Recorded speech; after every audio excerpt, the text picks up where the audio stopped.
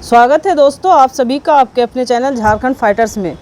दोस्तों आप सभी लोग को पता होगा कि सीडीपीओ की जो परीक्षा की तिथि निर्धारित है वह 10 जून को है। निर्धारित तिथि के अनुसार दोस्तों हमारे पास समय बहुत कम है और हम लोगों के पास सिलेबस उपलब्ध है। इसी सिलेबस के अनुसार हम लोग प्रीवियस ईयर के क्वेश्चन को देख रहे हैं कि किस तरह के क्वेश्चन पिछले हुए एग्ज़ाम जो बीपीएससी में लिया गया है किस तरह के पूछे गए हैं, उसी को आधार मानकर हम लोग इसकी तैयारी कर रहे हैं। इसी क्रम में आज का हमारा सेशन है जो भूगोल सब्जेक्ट से है। यहाँ पर हम लोगों ने प्रीवियस ईयर के 135 क्वेश्चन कर लिए हैं। इससे आगे का हम लोग आज कंटिन्यू करेंगे, 136 से क्वेश्चन शुरू करेंगे। और क्वेश्चन पे चलने से पहले दोस्तों जो भी हमारे चैनल पे नए हैं वो हमारे चैनल को सब्सक्राइब कर देंगे और सेशन अच्छा लगे तो एक लाइक ज़रूर करें और दोस्तों में भी शेयर करें। आइए दोस्तों समय न नष्ट करते हुए हम लोग प्रश्नों की ओर चलते हैं। प्रश्न है टिन मिलता है। टिन मिलता है, इसका आंसर हो जाएगा दोस्तों ऑप्शन ए प्लेसर निक्षेपों में। यह प्लेसर निक्षेप क्या है इसे हम लोग व्याख्या में देखेंगे। विश्व में प्राप्त होने वाली टिन की 80% मात्रा प्लेसर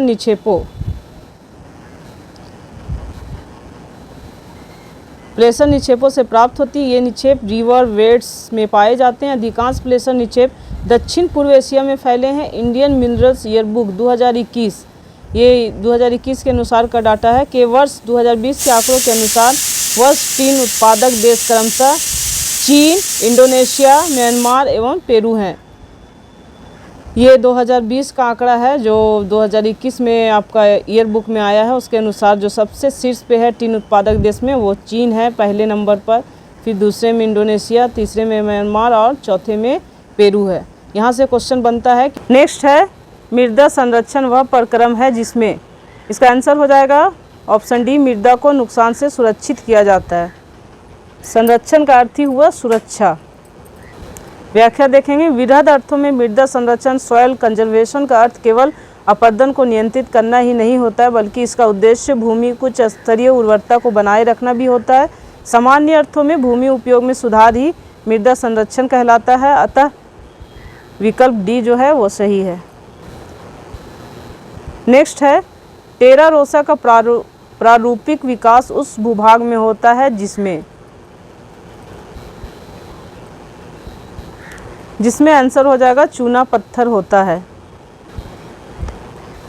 टेरा रोसा लाल मृदा के लिए प्रयुक्त इटालियन शब्द है। इसका विकास चूना पत्थर के आविले अवशेषों से होता है। नेक्स्ट है पृथ्वी पर घने डेंस वन अधिकतर मिलते हैं। तो अधिकतर घने वन मिलेंगे विषुवत रेखा के पास क्योंकि वहाँ साल भर वर्षा होती है। व्याख्या देख लेंगे। विषुवत रेखीय जलवायु प्रदेश में वर्ष भर उच्च तापमान पाए जाने से वर्ष भर होने वाली वर्षा के कारण सदाबहार वर्षा वन का व्यापक विस्तार पाया जाता है। इनमें अमेजन बेसिन दक्षिण अमेरिका में, कांगो बेसिन अफ्रीका में तथा दक्षिण पूर्व एशियाई द्वीप समूहों के वर्षा वन प्रमुख हैं। अतः सही उत्तर विकल्प ए है। नेक्स्ट है विश्व का कौन सा देश मुलायम लकड़ी एवं लकड़ी की लुगदी का सबसे बड़ा उत्पादक एवं निर्यातक है। आंसर होगा ऑप्शन डी कनाडा। मुलायम लकड़ी एवं लकड़ी की लुगदी के उत्पादन निर्यात में कनाडा का अग्रणी स्थान था। अद्यतन स्थिति FAO year book of forest products 2020 के अनुसार वर्ष 2020 में 50,871 मीट्रिक टन उत्पादन के साथ संयुक्त राज्य अमेरिका विश्व का शीर्ष लुगदी उल पल्प उत्पादक देश है, जबकि निर्यात में शीर्ष देश ब्राज़ील है जिसका उत्पादन देखिए 16,480 मीट्रिक टन है। नेक्स्ट है सूची 1 रेल मार्ग को सूची 2 जोड़ने वाले स्थान से सुमेलित कीजिए तथा सूचियों के नीचे दिए गए कुट का प्रयोग कर सही उत्तर चुनिए। सूची 1 में आपका रेल मार्ग है, 2 में जोड़ने वाले स्थान है। कौन सा रेल मार्ग किस स्थान से जुड़ रहा है। पहला आपका है यूरोपीय ट्रांस कॉन्टिनेंटल रेल मार्ग। ये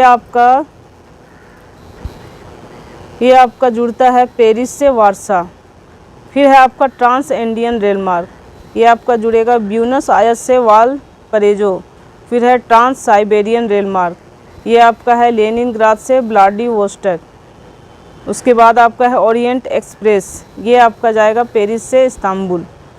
तो कुट में इसका आंसर हो जाएगा ऑप्शन बी।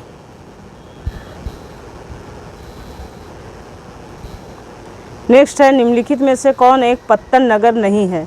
तो पत्तन नगर नहीं है कैनबरा। आंसर हो जाएगा ऑप्शन बी। कैनबरा जो ऑस्ट्रेलिया की वर्तमान राजधानी है को छोड़कर उपयुक्त प्रश्न में दिए गए सभी नगर क्या है? बंदरगाह नगर हैं। टोक्यो ये जापान की राजधानी व होन्शु द्वीप पर स्थित प्रमुख बंदरगाह है।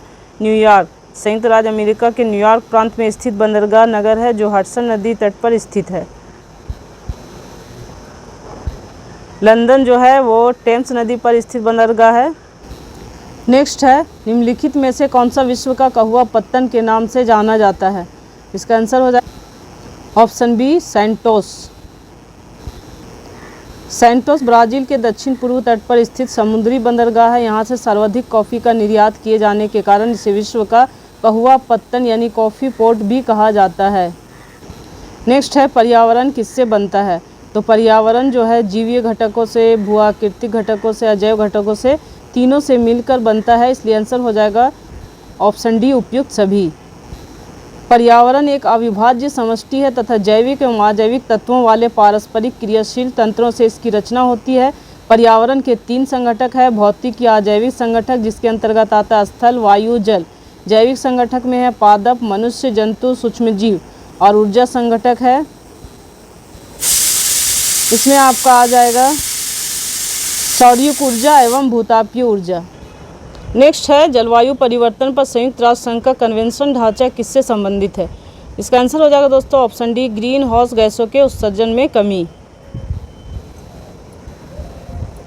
यहाँ हम लोग देखेंगे कि जलवायु परिवर्तन पर संयुक्त राष्ट्र संघ का कन्वेंशन ढांचा ग्रीन हाउस गैसों के उत्सर्जन में कमी लाने से संबंधित है। ज्ञातव्य है कि CO2 ग्रीन हाउस गैसों के अंतर्गत ही आती है। ये कभी कभी यहाँ क्वेश्चन पूछा जाता है कि CO2 किसके अंतर्गत आता है? तो ग्रीन हाउस जो गैस है उसके अंतर्गत आता है।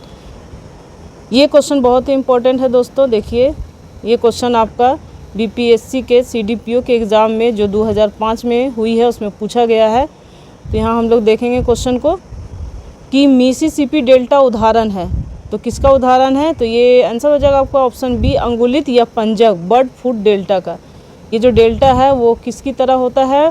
बर्ड फूट की तरह होता है। जो पक्षी होते हैं उसके पंजे के आकार के जैसे ये मिसिसिपी डेल्टा का आकार होता है। तो ये थोड़ा सा इम्पोर्टेंट क्वेश्चन है, आप इसे देख लेंगे। डेल्टा से एक क्वेश्चन आने की पूरी संभावना है। मिसिसिपी डेल्टा जिसे यजू मिसिसिपी डेल्टा या बस डेल्टा के रूप में भी जाना जाता है, यह मिसिसिपी और यजू नदियों के बीच स्थित है। वर्तमान में बर्ड फूट डेल्टा के आकार यानी अंगुलित या पंजक डेल्टा का स्वरूप का उदाहरण है।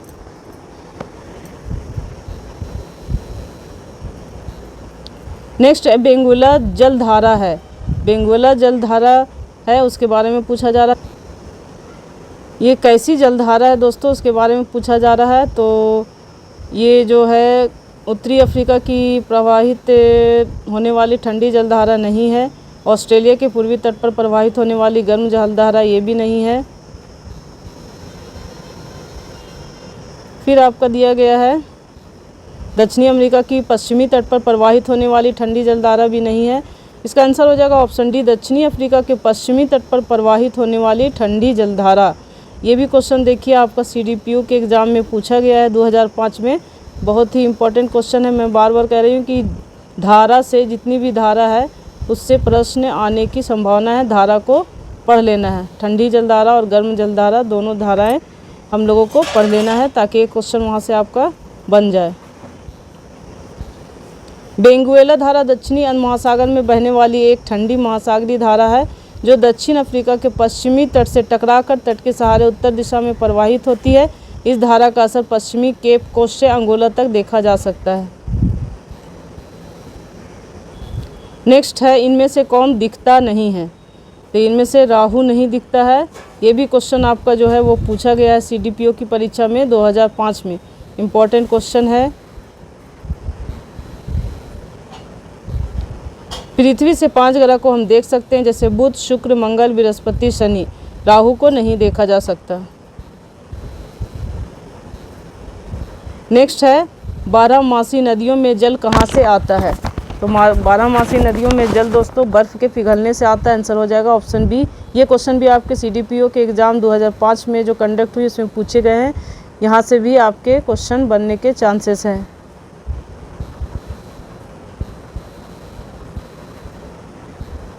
बारहमासी नदियाँ वर्षा से और साथ ही ऊंचे पहाड़ों से पिघलने वाली बर्फ से पानी प्राप्त करती हैं, जिसके कारण इस प्रकार की नदियों में वर्ष भर जल का जमाव रहता है। ये प्रश्न भी देखिए पूछा गया है आपका CDPO की परीक्षा में 2005 में। निम्नलिखित आदिवासी समुदायों में से कौन निग्रिटो प्रजाति का है? तो निग्रिटो प्रजाति का कौन है? तो इसका आंसर हो जाएगा ऑप्शन सी, सेमांग।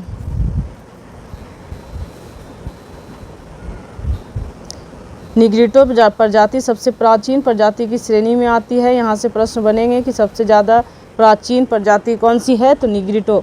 भारत में इस प्रजाति की कुछ जनजातियाँ दक्षिण भारत में निवास करती हैं। उत्तर पूर्वी भारत की नागा सेमांग जनजाति इस प्रजाति में शामिल है। नेक्स्ट है, विश्व में आधे से अधिक कहवा का उत्पादन होता है। तो आधे से अधिक कहवा का उत्पादन ब्राज़ील में होता है। आंसर हो जाएगा ऑप्शन ए। इससे पहले भी इस तरह के प्रश्न हम लोगों ने पहले देख चुके हैं। ये भी क्वेश्चन आपका BPSC की CDPO परीक्षा में पूछी गई है 2005 में। इस तरह के प्रश्न देखिए बार बार पूछे जा रहे हैं। ब्राज़ील विश्व में कॉफ़ी का सबसे बड़ा उत्पादक देश है, जिसमें वैश्विक कॉफ़ी आपूर्ति की 40% हिस्सेदारी है। वियतनाम दूसरा बड़ा कॉफ़ी उत्पादक देश है, जिसका विश्व के कॉफ़ी उत्पादन में लगभग 20% हिस्सा है। नेक्स्ट है, जापान में औद्योगिक विकास के लिए निम्नलिखित कारकों में से कौन सा उत्तरदायी नहीं है? आंसर हो जाएगा दोस्तों ऑप्शन बी, खनिज संसाधनों की बहुलता। ये जरूरी नहीं है, ये उत्तरदायी नहीं है औद्योगिक विकास के लिए जापान में। जापान में उद्योगों का विकास सबसे बड़ी जनसंख्या वाले क्षेत्र में हुआ था। यहाँ सस्ते कुशल श्रमिक और बाजार दोनों की प्रचुरता है, परंतु यहाँ खनिज संसाधनों की बहुलता का अभाव है। नेक्स्ट है, पैंजिया से टूटे हुए दक्षिणी महाद्वीप को क्या कहते हैं? तो दक्षिणी महाद्वीप को हम लोग कहते हैं गोंडवाना लैंड। आंसर हो जाएगा ऑप्शन सी। जब पैंजिया का विभाजन हुआ तब पैंजिया का उत्तरी भाग लॉरेशिया यानी उत्तरी अमेरिका, यूरोप तथा एशिया तथा दक्षिणी भाग गोंडवाना लैंड, दक्षिणी अमेरिका, अफ्रीका, मेडागास्कर, प्रायद्वीपीय भारत, ऑस्ट्रेलिया तथा अंटार्कटिका कहा गया।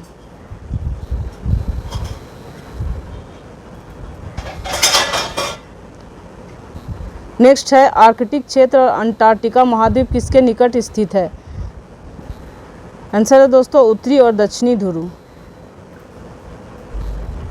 आर्कटिक क्षेत्र उत्तरी ध्रुव के चारों ओर फैला एक भौगोलिक क्षेत्र है। इस क्षेत्र की कोई सही परिभाषा नहीं है, क्योंकि इसकी दक्षिणी सीमा बदलती रहती है। अंटार्कटिका महाद्वीप दक्षिणी गोलार्ध में अवस्थित है। यह विश्व का 5वां सबसे बड़ा महाद्वीप है।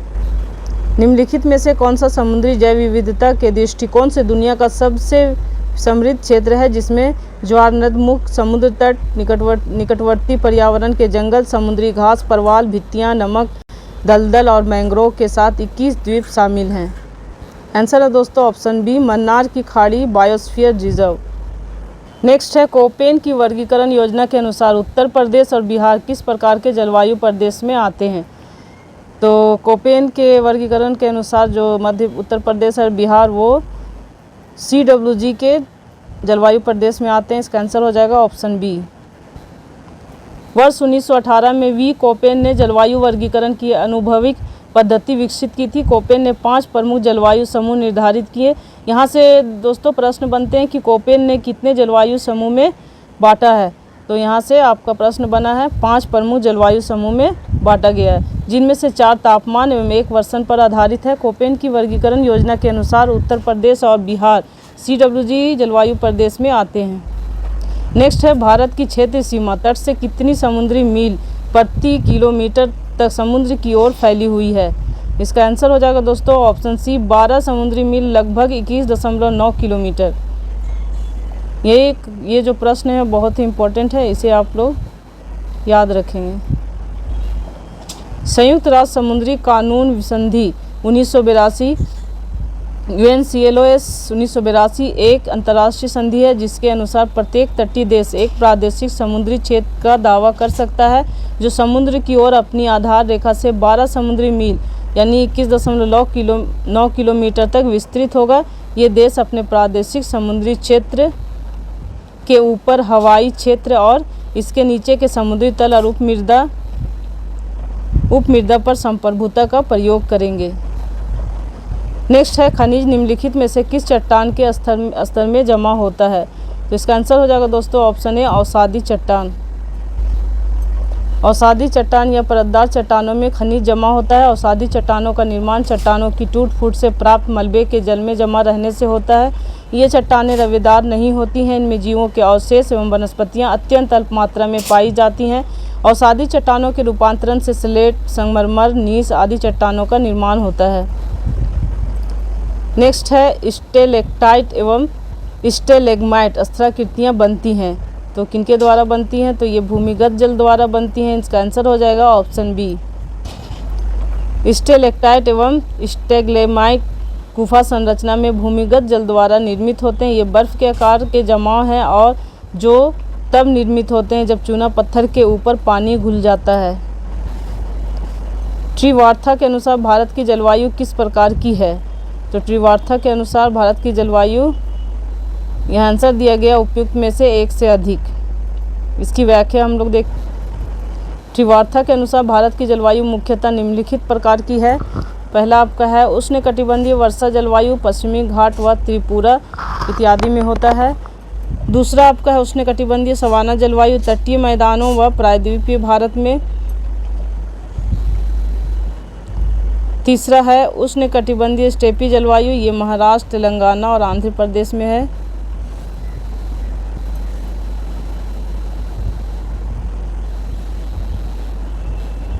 चौथा है उपोष्णकटिबंधीय स्टेपी जलवायु, गुजरात, पूर्वी राजस्थान, दक्षिणी हरियाणा इत्यादि। पांचवा आपका उष्णकटिबंधीय शुष्क जलवायु, अरावली के पश्चिम में। छठा आर्द्र उपोष्णकटिबंधीय जलवायु, पंजाब से असम तक के मैदानों के जलवायु। सातवां है आर्द्र पर्वतीय जलवायु, जम्मू और कश्मीर, हिमाचल प्रदेश, उत्तराखंड इत्यादि में। नेक्स्ट है निम्नलिखित में से कौन सा भूकंप की गहनता नापने हेतु उपयोग में लाया जाता है? आंसर हो जाएगा ऑप्शन बी मरकली पैमाना। व्याख्या देखेंगे, भूकंप की तीव्रता मापने के लिए मरकली पैमाना का प्रयोग किया जाता है, जबकि भूकंप का परिणाम मापने के लिए रिक्टर पैमाने का प्रयोग किया जाता है। यहाँ दोनों में अंतर है दोस्तों, कभी कभी ये पूछ देगा। दोनों आपका ऑप्शन दिया रहेगा, रिक्टर पैमाना और मरकली पैमाना। तो तीव्रता को नापने के लिए मरकली हो जाएगा, परिणाम नापने के लिए रिक्टर। नेक्स्ट है निछालन प्रक्रिया संबंधित है। तो निछालन प्रक्रिया जो है वो, यहाँ आंसर आपको दिएगा उपयोग में से एक से अधिक। इसकी व्याख्या देख। निछालन प्रक्रिया के द्वारा मिट्टी में विद्यमान घुलनशील पोषक तत्व पानी में घुल जाते हैं, पानी के साथ रिश्ते हुए मिट्टी में से होकर नीचे के स्तरों में पहुंच जाते हैं। भारत के अधिक वर्षा वाले क्षेत्रों में यह घटना अधिक होती है।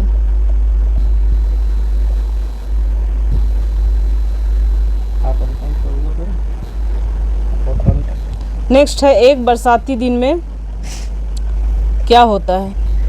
आंसर हो जाएगा दोस्तों शुष्क बल्ब तापमापी आर्द्र बल्ब तापमापी की तुलना में ज़्यादा माप दर्शाता है।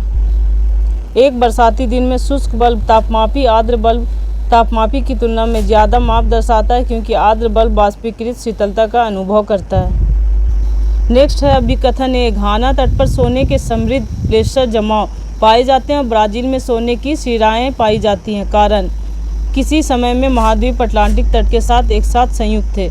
सही उत्तर आपको कूट के अनुसार चुनना है। आंसर हो जाएगा ऑप्शन बी, ए और आर दोनों सही है और आर ए की सही व्याख्या है।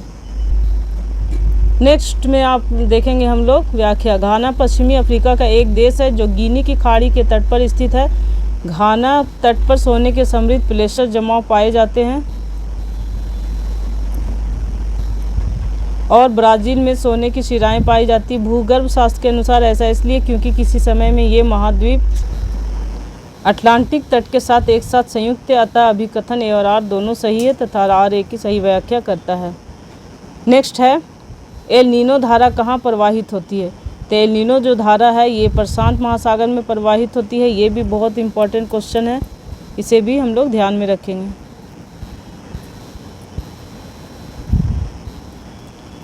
एल नीनो पूर्वी प्रशांत महासागर में पेरू के तट के निकट उच्च समुद्री धारा के रूप में प्रकट होता है। इसके कारण भारतीय मानसूनी वर्षा प्रभावित होती है, जिससे सूखे जैसी स्थितियों का जन्म होता है। अतः एल नीनो और दक्षिणी दोलन भारतीय उपमहाद्वीप में विरल क्षीण मानसून वर्षा से संबंध है। ला नीनो विषुवत रेखीय पूर्वी प्रशांत महासागर में कम ताप को दर्शाता है, जो एल नीनो के विपरीत होता है। नेक्स्ट है निम्नलिखित कथनों पर विचार कीजिए। सतह क्षेत्रफल के हिसाब से विक्टोरिया झील दुनिया की तीसरी सबसे बड़ी मीठे झील की झील है, ये सही है। यह अफ्रीका की महान झीलों में से एक है, ये नहीं सही है। तीसरा आपका है इसकी सीमा 4 देशों तंजानिया, युगांडा, रवांडा और केनिया से लगती है, ये भी सही है। आपका आंसर हो जाएगा 1 और 2। आपका आंसर हो जाएगा दोस्तों 1 और 3। व्याख्या देखेंगे। विक्टोरिया झील अफ्रीका महाद्वीप में स्थित है। यह झील अफ्रीका में तंजानिया, युगांडा और केनिया के मध्य स्थित है। इसका क्षेत्रफल 69,930 वर्ग किलोमीटर तथा औसत गहराई 40 मीटर है। विक्टोरिया झील से निकलने वाली एकमात्र धारा नील नदी है जो युगांडा के जिंजा के पास झील से बाहर निकलती है। सतह क्षेत्रफल के हिसाब से विक्टोरिया झील सुपीरियर झील के बाद दुनिया की दूसरी सबसे बड़ी मीठे पानी की झील है। नेक्स्ट है हीट वेव के संबंध में निम्नलिखित कथनों पर विचार कीजिए। आपका कथन दिया गया, यदि किसी मैदानी इलाके का अधिकतम तापमान कम से कम 30 डिग्री सेल्सियस या इससे अधिक तक पहुंच जाता है तो उसे हीट वेव माना जाता है। दूसरा है, यदि किसी पहाड़ी इलाके का अधिकतम तापमान कम से कम 40 डिग्री सेल्सियस या इससे अधिक पहुंच जाता है तो हीट वेव माना जाता है। आंसर हो जाएगा ऑप्शन ए, 1 भी नहीं और 2 भी नहीं। इसका व्याख्या देखेंगे। हीट वेव ग्रीष्मकाल के दौरान किसी स्थान विशेष के औसत तापमान के असामान्य रूप से अधिक हो जाने को कहते हैं। यदि किसी मैदानी इलाके का अधिकतम तापमान कम से कम 40 डिग्री सेल्सियस या इससे अधिक तथा पहाड़ी इलाके का अधिकतम तापमान कम से कम 30 डिग्री सेल्सियस या इससे अधिक तक पहुंच जाता है तो इसे हीट वेव माना जाता है। नेक्स्ट है सूची 1 को सूची 2 से सुमेलित कीजिए। खोजकर्ता है, दूसरे तरफ जन्म स्थान है। Christopher Columbus.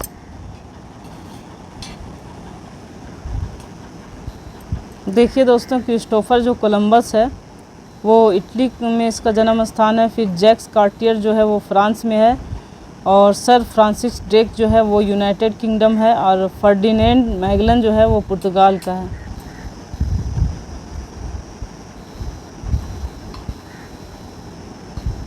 नेक्स्ट है यूएई के रियासत राज्य हैं। आंसर हो जाएगा option B, Abu Dhabi, Dubai, Sharjah, Ajman, Al Quwain, Fujairah, Ras Al खैमा। नेक्स्ट है लगातार नई परत जोड़ने वाली प्रक्रिया निम्नलिखित में से कौन सी है। आंसर हो जाएगा दोस्तों समुद्र तल का फैलाव, ऑप्शन डी। लगातार नई परत जोड़ने वाली प्रक्रिया समुद्र तल का फैलाव, सी फ्लोर स्प्रेडिंग है। इस परिकल्पना का प्रतिपादन हैरी एच हैस 1960 ने किया था। हैरी हैस के अनुसार समुद्र तल का फैलना दरार में मैग्मा के बढ़ने की प्रक्रिया है। इस प्रक्रिया में पुरानी परत स्वयं विपरीत दिशा में रूपांतरित हो जाती है। ठंडा समुद्री जल मैग्मा को ठंडा कर देता है जिससे एक नई परत बन जाती है। नेक्स्ट है भूपटल के टुकड़े मेंटल में गति द्वारा निरंतर धीमी गति से प्रवाहित होते हैं। इस सिद्धांत को क्या कहा जाता है। इस सिद्धांत को कहा जाता है प्लेट टेक्टोनिक सिद्धांत। आंसर हो जाएगा ऑप्शन बी। भूपटल के टुकड़े मेंटल में गति द्वारा निरंतर धीमी गति से प्रवाहित होते हैं, यह प्लेट टेक्टोनिक सिद्धांत है। इस सिद्धांत के अनुसार पृथ्वी की भूपर्पटी अनेक छोटी बड़ी प्लेटों में विभक्त है। ये टेक्टोनिक्स प्लेटें स्वतंत्र रूप से पृथ्वी के दुर्बल मंडल पर विभिन्न दिशाओं में संचलन करती हैं। प्लेटों की इन गतियों के परिणाम स्वरूप उत्पन्न विभिन्न आकृतियों का अध्ययन प्लेट टेक्टोनिक सिद्धांत के अंतर्गत किया जाता है। तो दोस्तों, हम लोगों ने अभी तक विश्व के भूगोल से जितने भी प्रश्न प्रीवियस ईयर में पूछे गए हैं एग्ज़ाम में, सीडीपीओ हो या बीपीएससी में जितने भी एग्ज़ाम लिए गए हैं उससे संबंधित प्रश्नों को देखा है। लगभग हम लोगों ने 171 प्रश्नों को देखा है जो विश्व भूगोल से संबंधित है, जो एग्ज़ाम में पूछे गए हैं। बहुत ही इंपॉर्टेंट क्वेश्चन है। हमारे सिलेबस में भी ये टॉपिक है हम लोगों को पढ़ना। विश्व का भूगोल सीडीपीओ की परीक्षा में आने वाले हैं, तो इन प्रश्नों को हम लोगों ने पूरा किया 171 प्रश्नों को। अब हम लोग नेक्स्ट में पढ़ेंगे भारत का भूगोल। तो आज का सेशन दोस्तों यहीं पे समाप्त होता है। और हमारे चैनल पे जो भी नए हैं वो हमारे चैनल को सब्सक्राइब कर देंगे। सेशन अच्छा लगा हो तो एक लाइक ज़रूर करें, दोस्तों में भी शेयर करें। फिर मिलेंगे दोस्तों नेक्स्ट सेशन में, हम लोग भारत का भूगोल टॉपिक से संबंधित प्रश्नों को देखेंगे। ऑल द बेस्ट दोस्तों, तब तक के लिए धन्यवाद।